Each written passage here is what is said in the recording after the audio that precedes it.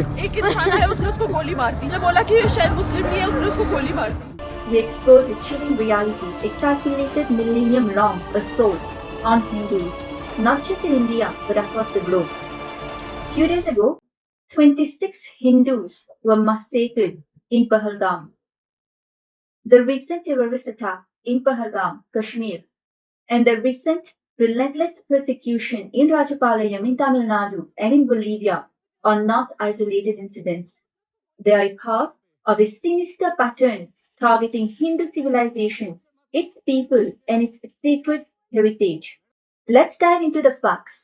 On April 22nd, Baisaran Valley near Pahalgam, a serene tourist haven, turned into a bloodbath. 5 to 7 armed militants dressed in military-style uniform unleashed carnage, killing at least 26 people, mostly Hindu tourists, injuring over 20. This was no random act. The attackers, wielding M4 carbines and AK-47, infiltrated days earlier, posing as civilians. Their target? Male Hindu tourists. आपने आप बोले ना मुझे यहाँ पर थी, क्या बोलते, भेलपुरी खाड़ी से मेरा हाँ, पति साइड में था। ठीक है। एक इंसान है, उसने उसको गोली मार दी। यहाँ पे उसने बोला कि शायद मुस्लिम नहीं है, उसने उसको गोली मार दी। नहीं, आप टेंशन मत लो। अब बेटा आप यहाँ पे रहो, हम साथ में। They demanded names, checked religions, and forced victims to recite kalma, and proved circumcision by forcibly pulling their pants down to identify Hindus before executing them at close range. Women and children were spared, but for a sinister reason. Attackers said it was so they could narrate the horrors. Jammu and Kashmir has been inhabited by the Hindu civilization since 14,400 BCE. It is the land of the Madra Janapada kings, the Naga kings, and the Ishvaku kings.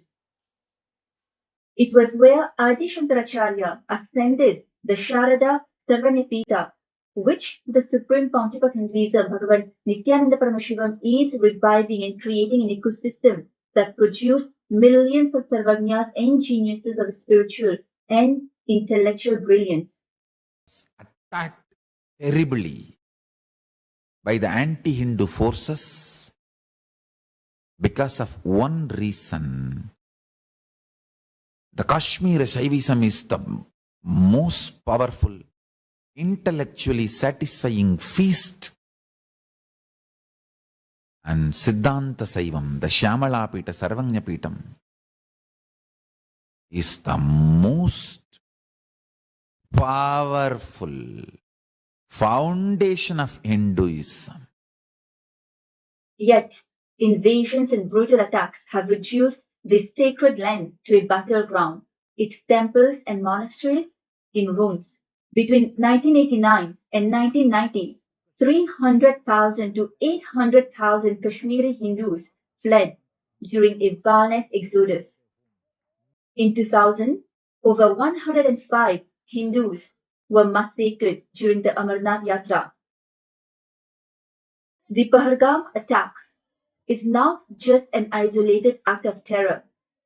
It is a chilling chapter in the ongoing genocide against Hindus.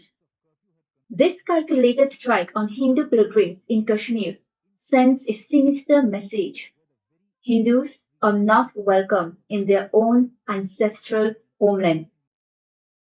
But this war on Hindus stretches far beyond the valleys of Kashmir. It is a relentless, centuries-long assault on an ancient civilization, one that the world has conveniently chosen to ignore. The Hindu genocide and ethnocide rank among the most tragic yet overlooked atrocities in human history. Picture this. 56 indigenous Hindu nations once thrived across 6 million square kilometers in Asia, home to 10,000 unique Hindu traditions, 1,700 provinces and 200 Hindu kingdoms. Today, only a fraction of these traditions cling to survival. Sovereign Hindu lands have been unlawfully annexed, forcing millions of indigenous Hindus into exile. This is not history. It is a living wound. The numbers are staggering. Over centuries, the Hindu Holocaust claimed over 500 million lives, including countless children. 4 million Hindus were enslaved, and induced famines killed 160 million. Thousands of temples were razed, over a million Hindu educational institutions obliterated, and 80 million Hindu scriptures lost to the flames of hatred. This was not just a genocide, it was an attempt to erase an entire way of life. Fast forward to today, and the systematic erasure continues. Hinduism is denied formal recognition as a religion in over 60 countries, leaving displaced Hindu communities grappling with barriers to religious freedom, while 27 endorse Islam as a state religion and 13 recognize Christianity. Only one, the United States of KAILASA, grants Hinduism similar status. This is not a coincidence. It is a deliberate sidelining of a 2 billion strong faith. At the forefront of Hindu revival is the Supreme Pontiff of Hinduism, Bhagavan Nithyananda Paramashivam, whose efforts to revive Kailasa have sparked fierce resistance from Hindu-phobic deep state forces. The Supreme Pontiff of Hinduism, Bhagavan Nithyananda Paramashivam, has endured over 70 assassination attempts, over 250 instances of sexual assault targeting him and his followers, and over 124 legal cases aimed at silencing his voice. The media has joined this witch hunt, churning out 17,000 hours of online hate speech and 25,000 defamatory articles across 50 countries. Yet, the Supreme Pontiff of Hinduism, Bhagavan Nithyananda Paramashivam, stands unbowed, reviving the timeless Hindu principles of ahimsa, non-violence, Advaita, oneness, and dharma, which focus on a dharma-centric and a moksha-centric life. These principles have rekindled Sanatan Hindu Dharma as a global force, a beacon of peace and enlightenment. But this resurgence terrifies those who thrive on division. Supporting the Supreme Pontiff of Hinduism, Bhagavan Nithyananda Paramashivam, means standing for these eternal values and facing the persecution that comes with it. Take Rajapalayam in Tamil Nadu, where the Aboriginal indigenous agricultural tribes, the Supreme Pontiff of Hinduism's own community, face ruthless campaign to seize their sacred temple lands. Since 2007, Nithyananda Dhyana Peetham, a public charitable trust, has run temples, organic farms, and free meditation programs on lands in Samsigapuram and Setu, gifted by Ganesh, a real estate mafia figure exposed as an anti-Hindu deep state element. In 2010, Ganesh illegally revoked these gift deeds and filed a baseless lawsuit, which he withdrew in 2012 after admitting the trust's rightful use. But the attacks didn't stop. That same year, the sacred Trishul that was worshipped was desecrated, dismantled, and cast out. In 2019, anti-Hindu deep state terrorists doused a brahmachari with kerosene in Samsigapuram, burning his motorcycle. In 2023, Ganesha's Gundas attempted to seize Setu's temples, followed by illegal lawsuits defying the 2012 court ruling. On April 15, 2024, they stormed Setu, smashing the Shiva and Parvati idols and stealing sacred items.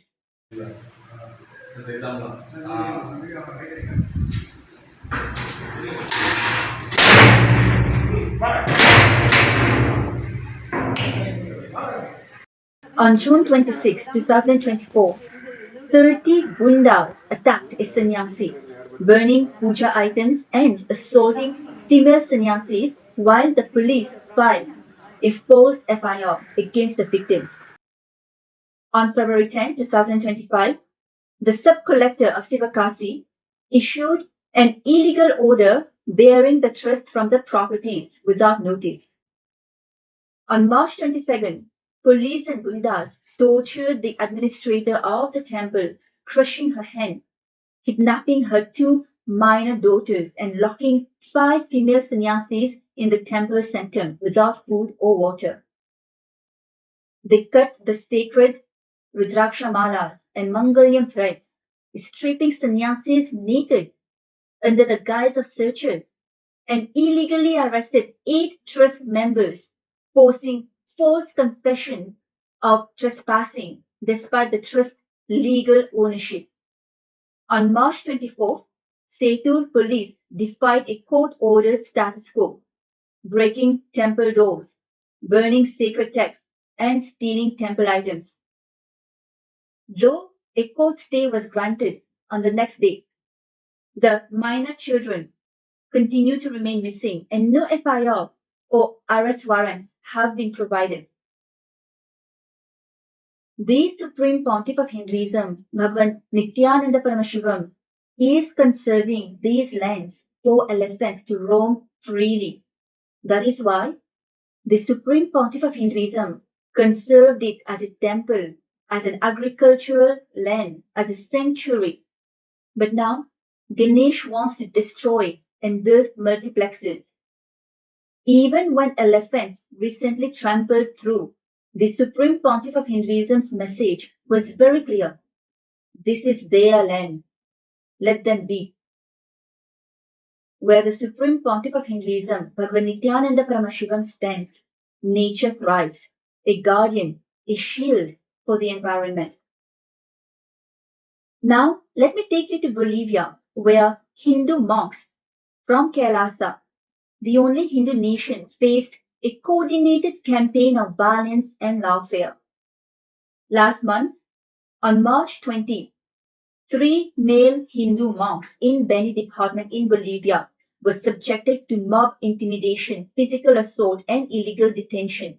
A mob of 50 to 70, led by the state, blocked their departure, assaulted them, stole sacred artifacts, and illegally detained them without food or water under the scorching sun. The horror didn't end there. Within 24 hours, the persecution spread 400 miles to Santa Cruz, targeting 18 female Hindu monks, including a pregnant woman, elderly individuals, and a 10-year-old girl.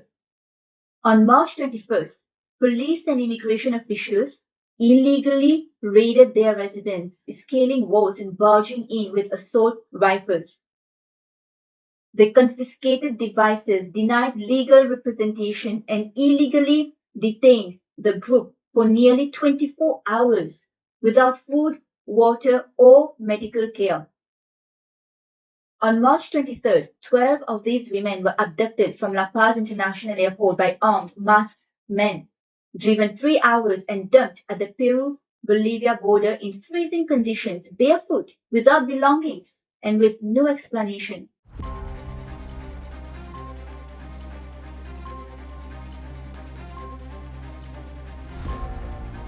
Please help us. We don't know where we are going, and we don't know for what crime they are arresting us like this.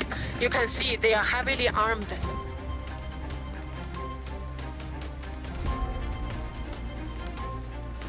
We didn't do anything wrong. For what we deserve to be treated like this? One of us is an 18 years old girl. They don't care. They actually came to her and grabbed her from her sleep. And when I backed them, I told her she's a kid, please. She's barely 18 years old. They don't listen.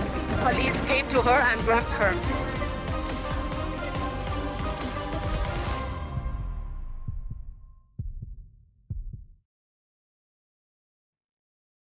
As a Bhojpuri Brahmin, I carry the pain of my ancestors, royal Brahmins of Kashi, uprooted by the British in the 1800s.